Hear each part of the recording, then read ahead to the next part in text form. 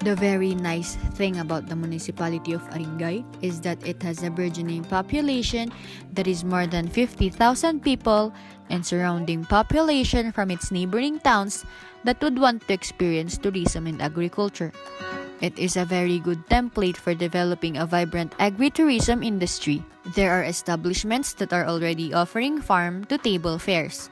The municipality of Aringay, as its contribution to the vision that La Union will be the heart of agritourism in the Philippines by 2025, has established mechanisms to achieve this. It is promoting agricultural activities and products as partners in tourism like the cornfields of San Antonio, Santa Cecilia, and San Juan West and East. It is promoting the Aringay Bangus as its one town, one product offering. It has the famous rice and vegetable terraces in Galiano, soft broom making in Manga, corn husk craft making in San Juan East and San Juan West. The municipality has also established the Aringay Demo Farm, which would eventually become its centerpiece of farm tourism. The project implementation follows the core values of the municipality: agpakauna, agpangato, agpatuloy, agkukuyog, agranyag. The startup, agpakauna. On its first year, the demo farm has started high-value organic farming, pig, goat, and chicken project, indigenous tree nursery, and fruit-bearing trees.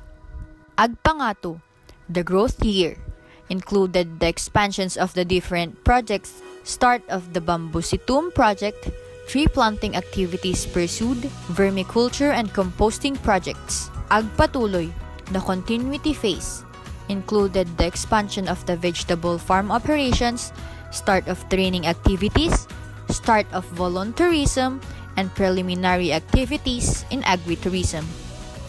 Agkukuyog, the consolidation phase. We are now in the fourth year of the project. The activities are now expanding. This year, the farm has started to conceptualize different activities. Agranyag, the progress phase.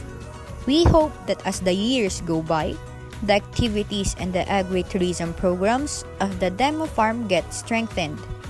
The establishment of the Bamboo Forest Park will lead to livelihood projects like bamboo craft and consequently the Labtang project of the municipality. Visit us in Aringay. See and enjoy for yourself the Aringay Techno Demo Farm in Pangaw-Awan East. Aringay, the home of the beautiful, my beautiful hometown. Agpakauna, agpangato, agpatuloy, agkukuyog, agranyag. Ranyag!